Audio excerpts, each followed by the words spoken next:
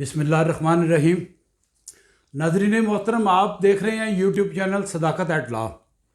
मैं हूं मिर्ज़ा सदाकत Ali, advocate, supreme court of Pakistan. मैं अपने चैनल पर आपको खुशामदीद कहता हूं। और आज का हमारा जो सब्जेक्ट है वो शुरू करने से पहले आपसे रिक्वेस्ट है कि आप मेरे चैनल को लाइक कीजिए, सब्सक्राइब कीजिए और घंटी का बटन प्रेस कीजिए ताकि जो इम्पॉर्टेंट वीडियो हैं उनसे तमाम मुल्क और मुल्क से बाहर रहने वाले लोग जो है उनको इस्तेफ़ादा कर सकें और उनको भी मुफीद मालूमात मिल सके। आज का लेक्चर शॉर्ट होगा लेकिन बड़ी काम की बातें होंगी। आज का लेक्चर इस सब्जेक्ट पर है कि पाकिस्तान के न्यूक्लियर असासे और डिफ़ॉल्ट का इशू, इस पर मैंने बड़ी काम की बातें आपसे करनी हैं और मुझे बड़ी ख़बरें मिली हैं। उस ख़बरों की रोशनी में ये जो आज का लेक्चर मैंने तैयार किया है ये उस ज़िम्न में है। तो आगे बढ़ते हैं और अपने प्रोग्राम का बाकायदा आगाज़ करते हैं। नाज़रीन किराम, आपको ये बताता चलूँ कि हमारे मुल्क पाकिस्तान के 4 मेन बड़े पिलर्स हैं और 4 बड़े इदारे हैं जो मुल्क चला रहे हैं। आपने मेरी खसूसी शफ़क़त अफ़ज़ाई फरमानी है, मेरा लेक्चर आखिर तक देखना है। मेरी इंतहाई कोशिश होगी मैं जल्दी जल्दी सारी बातें कवर करूं और मिनिमम टाइम आपका लूं, कम से कम टाइम लूं। लेकिन रिक्वेस्ट ये है कि वीडियो आखिर तक देखनी है। आज का लेक्चर कई एतबार से बड़ा अहम है। इसमें पाकिस्तान का फ्यूचर इन्वॉल्व है, पाकिस्तान की सालमियत से जुड़ा इशू इन्वॉल्व है। मैंने स्टार्ट में आपको ये बताया कि 4 इदारे हैं जो हमारा मुल्क चला रहे हैं। उन 4 इदारों में नंबर 1 पे है हमारी इस्टेब्लिशमेंट, नंबर 2 पे है हमारी पॉलिटिकल गवर्नमेंट, नंबर 3 पे है हमारी सुपीरियर जुडिशरी और नंबर 4 पे है हमारी ब्यूरोक्रेसी जो हमारे सिविल इदारे हैं। और ये 4 इदारे हैं, पिलर्स हैं, इनसे हमारा मुल्क चलता है। तमाम इंतज़ाम, मामलात हर किस्म के, मैं उस डिटेल में नहीं जाता, ये तमाम इदारे ही डिसाइड करते हैं, पॉलिसियाँ बनाते हैं और फैसले करते हैं। लेकिन एक बात याद रखिए कि इन 4 इदारों में बात सिर्फ इस्टेब्लिशमेंट की जब से पाकिस्तान बना है मानी जाती है। जो फैसला इस्टेब्लिशमेंट का होता है वही प्रिवेल करता है, वही चलता है। चलें ठीक है, मुल्क के मफाद में हो, मुल्क के लिए बेहतर हो तो ठीक है, इस्टेब्लिशमेंट करता है। लेकिन वो पसे पुश्त रहता है, वो सामने नहीं आता। और इस्टेब्लिशमेंट से ऊपर भी एक ताकत बैठी हुई है। वो ताकत कौन है? इस्टेब्लिशमेंट उनके इशारों में चलती है। वो ताकत का नाम है अमेरिकन CIA। मैं खुल के बात कर रहा हूं आपके साथ ताकि आपको सारी कहानी समझ आ जाए। अब आगे चलते हैं। ये जो हमारी इस्टेब्लिशमेंट है इसको समझें कि ये एक ट्रेन के आगे लगा हुआ इंजन है और बाकी जो मैंने 3 इदारों के बाकी के जो नाम लिए हैं, टोटल 4 इदारे हैं, बाकी 3 इदारे उसके पीछे आने वाले डब्बे हैं। जिधर इंजन जाता है उधर वो डब्बे पीछे पीछे पीछे पीछे चलते हैं। अच्छा, 1958 में अयूब खान, फील्ड मार्शल अयूब खान ने मार्शल लॉ लगाया पाकिस्तान में और वो अमेरिका की गोद में जाके बैठ गया। ठीक है, जो उस वक्त के हालात थे, हिस्ट्री जो बताती है उसमें मैं तफसील में नहीं जाऊंगा। उसके बाद पाकिस्तान की खौफनाक कहानी जो शुरू होती है, जो आज तक जारी है, वो 80 की दहाई में जनरल ज़ियाउल हक के दौर से शुरू होती है। 80 की दहाई में एक वाक़या हुआ, ऐसा हुआ कि मेरी रिसर्च के मुताबिक, मेरी तहकीकात के मुताबिक, हिंदुस्तान के उस वक्त के सदर ने पाकिस्तान पर हमला करने की ऐलान धमकी दी। पाकिस्तान पर हम हमला करके یہ کر دیں گے وہ کر دیں گے، بڑا ایک خوفناک بیان دیا اور میڈیا پہ چلا، ریکارڈ میں موجود ہے۔ اب جنرل ضیاء الحق جو اس وقت کا ملٹری ڈکٹیٹر تھا لیکن دلیر آدمی تھا، اس نے پاکستان کی طرف سے ایک بڑا بی فٹنگ اور بڑا معقول اور مضبوط جواب دیا۔ اس نے جواب دیا کہ بھارت پاکستان پر حملہ کرنے کی غلطی بالکل نہ کرے، اس لیے کہ پاکستان نے وہ سائنسی صلاحیت حاصل کر لی ہے جو بھارت کو مکمل فنا کر دے گی۔ اس کا مطلب یہ تھا کہ پاکستان نے ایٹمی صلاحیت حاصل کر لی ہے۔ اس دھمکی کے بعد بھارت کو کھلا پیغام مل گیا کہ پاکستان نے ایٹمی صلاحیت حاصل کر لیا، اور واقعی 80 کی دہائی میں کو 85-86 سن 1985 اور 86 کے آس پاس پاکستان نے ایٹمی صلاحیت حاصل کر لی تھی۔ لیکن اس وقت آپ کو یاد ہوگا، جو پرانے لوگ ہیں وہ سمجھتے ہوں گے، جو پولیٹکس اور جو ان چیزوں میں دلچسپی لیتے ہیں وہ سمجھتے ہوں گے، پاکستان نے ایٹمی دھماکہ نہیں کیا تھا، باضابطہ حسب ضابطہ اعلان نہیں کیا تھا۔ اچھا، لیکن اس زبردست بیان کا، جنرل ضیاء الحق کے بیان کا انٹرنیشنل میڈیا پہ بڑا شور و غوغا ہوا اور بڑا اس پر ڈسکشن ہوئی۔ اب آگے کی کہانی یہ سنیں۔ پاکستان کے مخالف بھارت کھلا دشمن ہے، اعلانیہ دشمن ہے۔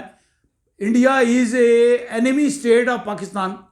اچھا، اور بھارت کا ایک بھائی ہے، وہ ملک میں نام نہیں لیتا تاکہ میرے چینل پر پابندی نہ لگ جائے یا کوئی آبجیکشنیبل بات نہ ہو جائے۔ وہ ملک ہے بھارت کا بھائی اور پاکستان کا سب سے بڑا دشمن، جنہوں نے فلسطین پہ قبضہ کیا ہوا ہے۔ اب آپ سمجھ گئے ہوں گے، وہ سفید جھنڈے والے، انہوں نے اور بھارت نے مل کے ایک سازش تیار کی کہ پاکستان کا جو ایٹمی پروگرام ہے وہ اسلام آباد کے قریب کوہوٹا ریسرچ لیبارٹریز میں یہ نیوکلیئر ایسٹس موجود ہیں، تو ہم دونوں ملک، ایک وہ ملک جس نے فلسطین پہ قبضہ کیا ہوا اور ایک بھارت، یہ مل کے ہم اٹیک کر کے ان کو فنا کر دیتے ہیں، ختم کر دیتے ہیں۔ اچھا، اب ایسا ہوا کہ وہ طیارے، اس ملک کے جدید طیارے اور ان کے پائلٹ بھارت کے ساتھ کولیبریشن سے مل کے ایک پورا منصوبہ بنایا، ایک کانسپریسی کی کہ کوٹا پہ اٹیک کر کے جو ہے ہم اس کو، ان کے نیوکلیئر پروگرام کو بم مار کے تباہ کر دیں گے اور نہ رہے گا بانس، نہ بجے گی بانسری۔ یہ منصوبہ جو تھا لیک ہو گیا، ہماری ISI نے انفولڈ کر دیا، اور پاکستان کے اس وقت کے جو سیکیورٹی ادارے تھے ان کو بتا دیا کہ پاکستان پر حملہ کرنے کا 2 ملکوں کا منصوبہ ہے، اور انہوں نے، پاکستان والوں نے اپنی ایئر فورس کو ہائی الرٹ کر دیا۔ ہائی الرٹ ہونے کی وجہ سے مکمل سیکیورٹی کا انتظام 24 گھنٹے کر دیا۔ لیکن اس وقت کے اور آج کے حالات میں فرق یہ تھا کہ اس وقت ہمارا نیوکلیئر پروگرام صرف اور صرف کوٹا لیبارٹریز میں تھا۔ پاکستان نے اس کے بعد وہ خطرہ، وہ اٹیک پاکستان سے ٹل گیا۔ پاکستان نے اس کے بعد یہ پلاننگ کی، ہمارے جو سیکیورٹی ادارے تھے انہوں نے پلاننگ کی کہ ہمیں کچھ سوچنا چاہیے اس بارے میں۔ سوچتے رہے، بعد میں پھر جب یہ پاکستان نے ایٹمی دھماکہ کیا اعلانیہ، وہ بھارت کے 3 دھماکوں کے نتیجے میں 1986 میں پاکستان نے جو تھا وہ 1996 میں پاکستان نے اعلان کیا، دھماکہ کیا، اور 5 دھماکے کیے وہ چاغی میں، یہ بھی ساری دنیا کو پتہ ہے، اور انٹرنیشنل میڈیا پہ بڑا شور مچا، اور پاکستان نے کہا کہ چونکہ ہمارا دشمن بڑا طاقتور ہے، ہم سے کئی گنا بڑا ہے، اس نے دھماکے کیے، ہمارا حق بنتا ہے، ہم یہ جو نیوکلیئر کیپیبلٹی ہے یہ ڈیفنس میں کر رہے ہیں، ہمارا کسی ملک پہ جارحانہ عزائم نہیں رکھتے، نہ کسی کو اٹیک کی دھمکی دیتے ہیں، ہم اپنے دفاع میں اپنا پروگرام کرتے ہیں. یہ بڑی اچھی پالیسی تھی. اب اس کے بعد پھر وقت گزرتا گیا تو ہمارے جو سمجھدار ہمارے سیکیورٹی ادارے تھے انہوں نے کہا کہ یہ نیوکلیئر کیپیبلٹی کو کوٹا میں ایک جگہ رکھنا خطرے سے خالی نہیں ہے. اگر دوبارہ کسی وقت اٹیک میں وہ کامیاب ہو گئے تو ہماری تو صلاحیت جاتی رہے گی، ختم ہو جائے گی، اور یہ پوزیشن حاصل کرنے کے لیے بڑا وقت لگے گا. تو انہوں نے کیا کیا کہ پورے ملک میں مختلف جگہ پر، اب مجھے معلوم ہے کہ ہمارے نیوکلیئر انسٹالیشنز پاکستان میں کہاں کہاں پھیلی ہوئی ہیں، انہوں نے پھیلا دیا پورے پاکستان میں. وہ پھیلا اس لیے دیا کہ اگر ایک جگہ اٹیک ہوتا ہے، اب کوٹا میں کچھ نہیں ہے، لیبارٹری ہے، کوٹا میں کچھ نہیں ہے، ہمارے نیوکلیئر اثاثے پاکستان میں سپلٹ اپ کر دیے ہیں مختلف جگہ پر. صورتحال یہ ہے کہ اگر خدا کبھی نہ کرے کہ اگر بھارت یا کوئی پاکستان کا دشمن ملک یا امریکی CIA مل کے پاکستان پہ اٹیک کرتی ہے، ہمارے نیوکلیئر ایسڈ تباہ کرنے کی کوشش کرتی ہے، تو وہ تباہ نہیں کر سکتی. وہ اس لیے تباہ نہیں کر سکتی کہ ایک جگہ اگر تباہی وہ کریں گے تو ہمارے پاس 20 جگہ اور ہوں گی جوابی کارروائی کرنے کے لیے. لہذا اب انہوں نے یہ سمجھ لیا ہے، ان کے علم میں ہے، ان کے پاس بھی انٹیلیجنس موجود ہے کہ پاکستان کے نیوکلیئر ایسڈز کو ہم اپنے کسی ایئر اٹیک سے تباہ نہیں کر سکتے. اب آج کی سچویشن یہ ہے. اب میں آپ کو نئی ڈیولپمنٹ بتاتا ہوں. نئی ڈیولپمنٹ یہ ہوئی ہے کہ انہوں نے سوچا کہ پاکستان کی نیوکلیئر کیپیبلٹی جو ہے اس کو ہم زور بازو سے یا کسی حملہ کر کے یا کسی اٹیک کے نتیجے میں ختم نہیں کر سکتے. اس کے لیے کوئی ہمیں اور پلاننگ کرنی ہوگی.